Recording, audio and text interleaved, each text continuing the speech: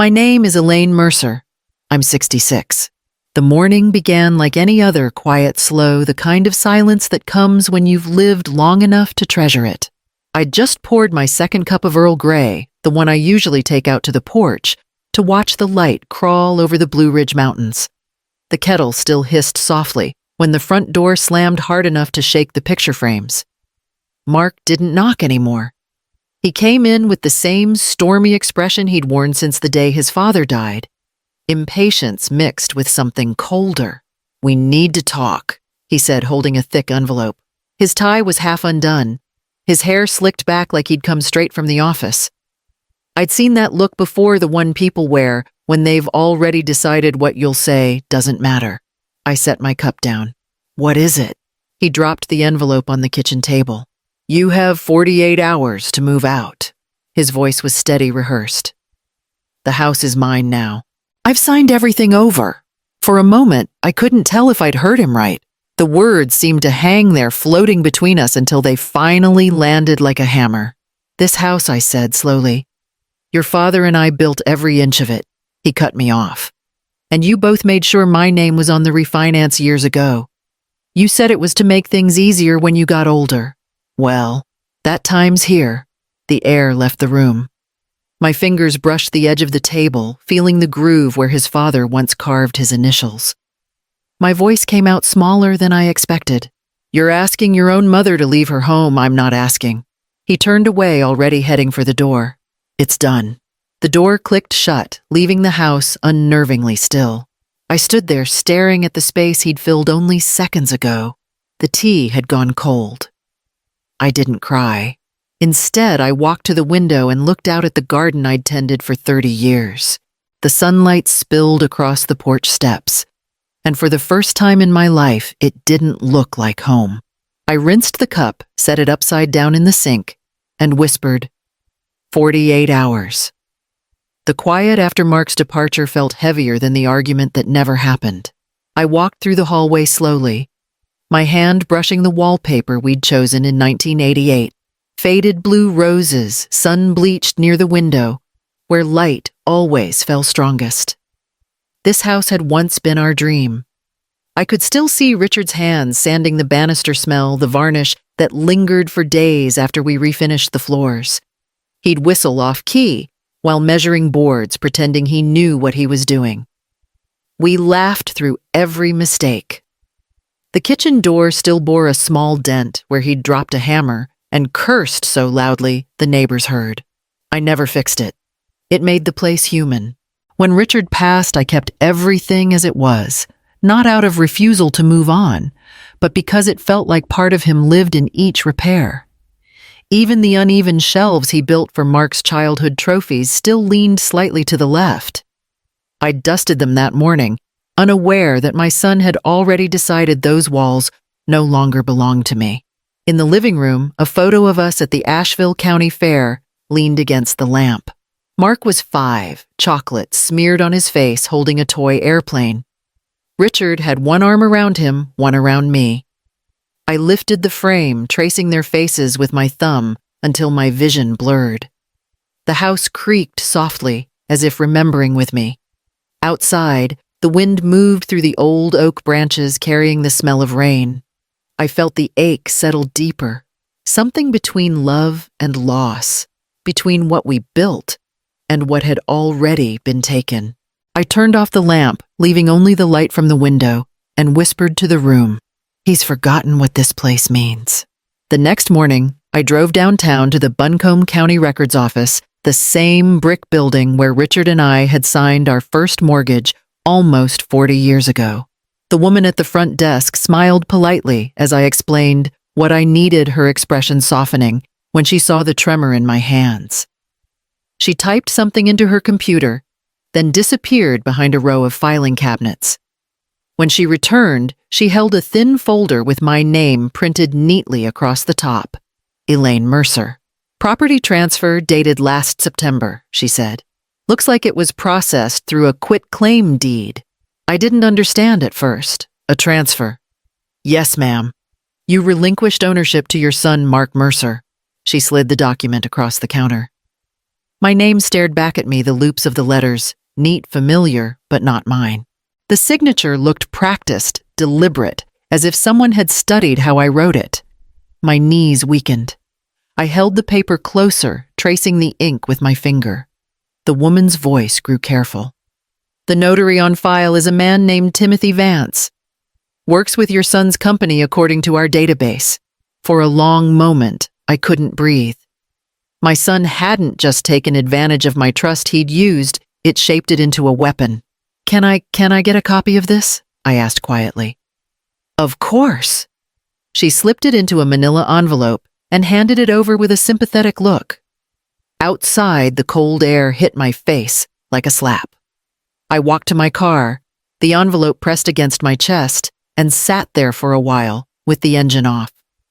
The traffic on College Street moved steadily, indifferent to the moment my life had just divided into before and after. I thought of the day I'd signed papers for that refinance, the day Mark promised. This will just make things easier, Mom.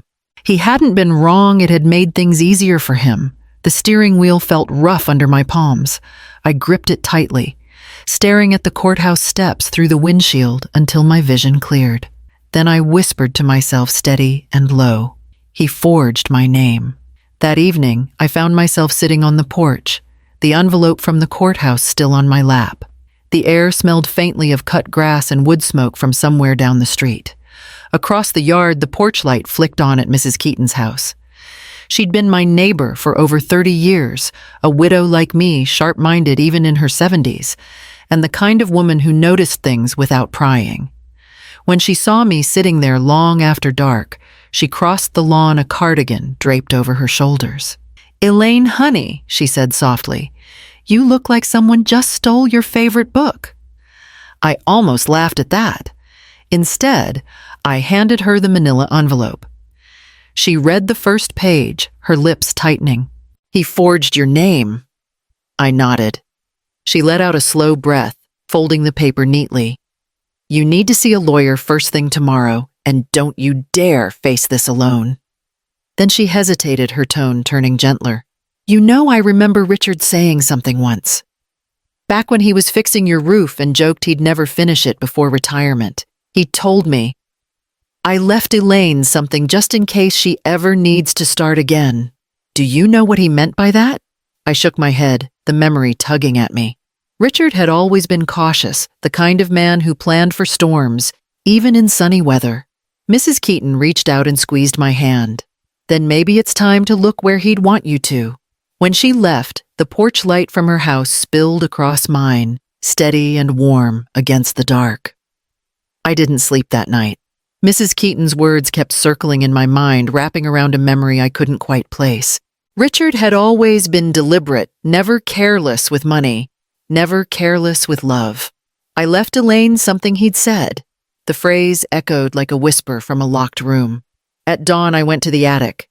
Dust clung to everything, the boxes of Mark's school papers, old curtains, Christmas ornaments still smelling faintly of pine.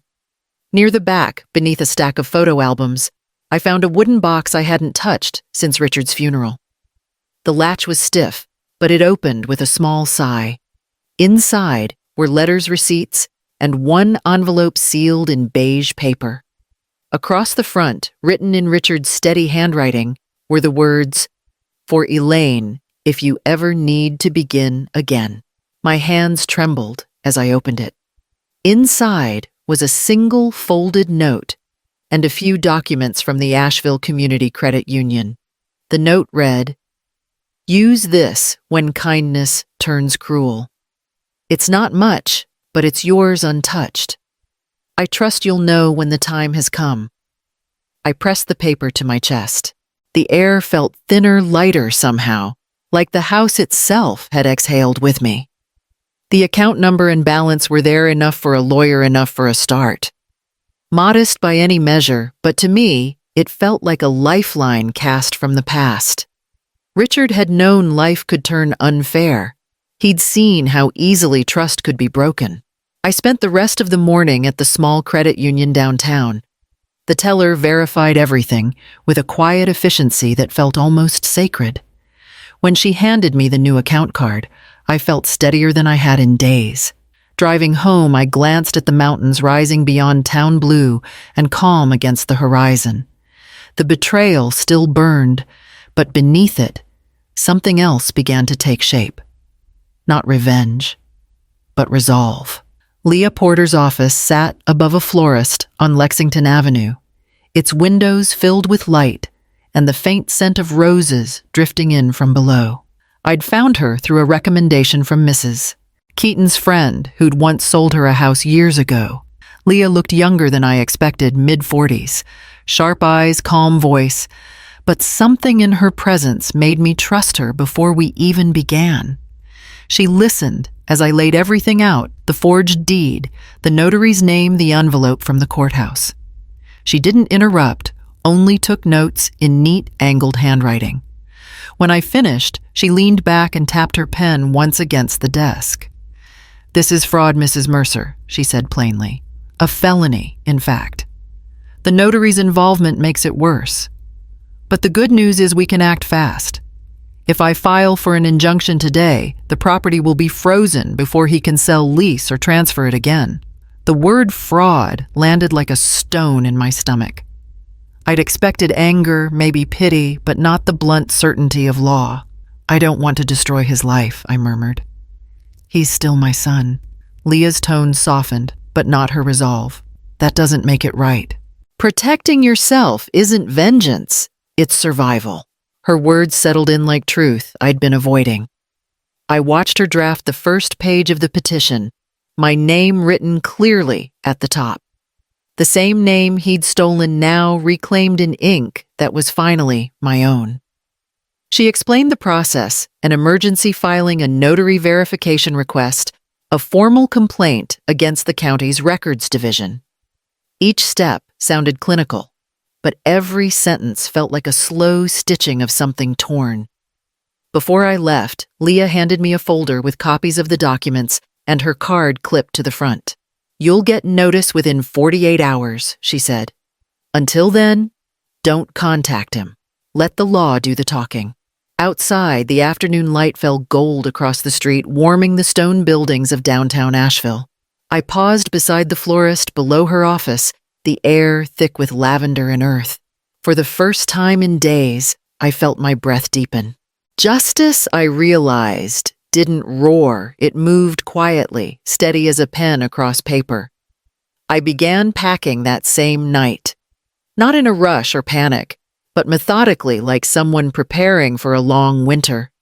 The house was still under the injunction, but I wanted to be gone before Mark came back.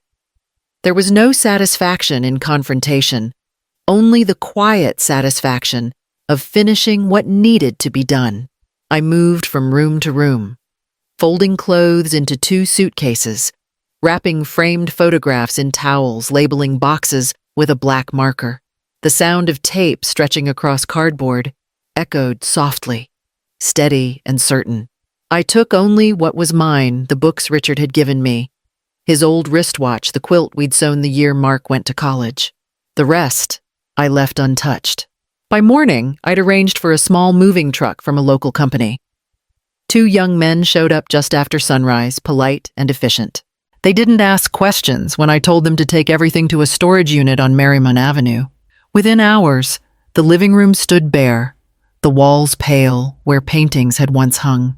Before leaving, I called the electric and water companies, canceled the services, and forwarded my mail to a post office box downtown.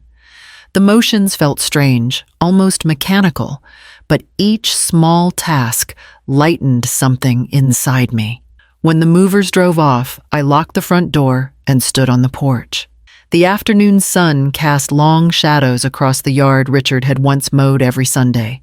I reached for the switch by the door and turned on the porch light. Its glow fell soft against the steps, warm against the fading day. "You'll have your house." I whispered the words barely louder than a breath. "Empty." Then I walked down the path without looking back. Mark arrived 2 days later, his car pulling into the gravel driveway with the kind of confidence only ownership gives. From the window of her house across the street, Mrs. Keaton later told me he looked impatient, glancing at his phone as if he already had plans for the evening. His wife stepped out a moment later, adjusting her sunglasses, her voice carrying sharp and bright through the quiet air. But the moment they reached the porch, everything shifted. The curtains were gone, the furniture missing. Through the front window, the house looked hollow, walls, bare floors gleaming where rugs had once softened the steps, and taped to the front door, held by a strip of blue painter's tape, was a single white notice, property, under legal injunction, do not enter. Mark froze. His wife leaned closer to read it, her expression twisting from confusion to disbelief. "What does that mean?" she asked. He didn't answer. His hand hovered near the handle but didn't touch it. The locks had been changed. The keys in his pocket suddenly meant nothing. Neighbors began to watch from their porches, pretending not to. A breeze lifted the edges of the notice, fluttering it against the door like a whisper. Mark crumpled the corner of the paper in his hand, then let it go, stepping back, as if the house itself had turned against him. His wife said something low, angry, but he only shook his head. For the first time, he looked uncertain, small against the house he'd tried to claim. He turned, got back into the car, and drove away without another word. The porch light stayed on steady and unblinking behind him. The following week, Leah called to say Mark had agreed to meet at her office. I almost didn't go. A part of me wanted to let the silence speak for itself, but Leah insisted closure mattered. When I arrived, Mark was already there, sitting stiffly in the chair across from her desk. He looked older, tired, in a way I hadn't seen before. He didn't look at me when I sat down. "Mom," he began, voice low, "this whole thing got out of hand. It was never supposed to go this far. I was under pressure, my job, the mortgage, everything piling up. I thought I could fix it before you even noticed." Leah's expression didn't change. She slid a folder across the table, the evidence stacked neatly inside. "Forgery isn't a misunderstanding," she said evenly. Mark's shoulders tensed. "I didn't mean to hurt her," he muttered. "It was just family business." I leaned forward. "A lie signed in ink isn't family business," I said quietly. "It's theft." He looked at me, then eyes flickering with shame, or maybe anger, it was hard to tell. I could see the boy he once was, the one who'd scraped his knees in the same yard he'd tried to take from me. Leah outlined the options: admit guilt, sign the restitution agreement, or face formal charges. The pen lay between us, waiting. Mark's hand hovered, then dropped. He said nothing. That silence was enough. I signed my part, stood, and left without looking back. The sound of my heels on the tile felt like a heartbeat, finally finding its rhythm again. Months passed quietly after the meeting. The house on Maple Street was no longer mine, but I no longer wanted it to be. Leah handled the final paperwork, and with what remained from Richard's account, I found a small cottage tucked against the edge of the Blue Ridge. It wasn't large, but it had a view of the valley that changed colors with every hour of sunlight. I began volunteering at the town library on Main Street 3 afternoons a week, sorting books and helping children find stories that made their faces light up. It was simple work, but it filled the days with something steady, something clean. Mrs. Keaton visited often, bringing jars of jam and updates about the neighborhood. She never asked about Mark, and I never offered. Some silences are best left as they are. One evening, as dusk deepened and the hills turned violet, I stepped outside with a mug of tea. The porch light hung above me, a small, warm circle against the growing dark. For years I had turned on such a light, waiting for someone to come home. Now, as the wind moved gently through the trees, I reached for the switch and whispered, "This light's for me." The bulb glowed softly, steady and golden, holding its quiet place against the night.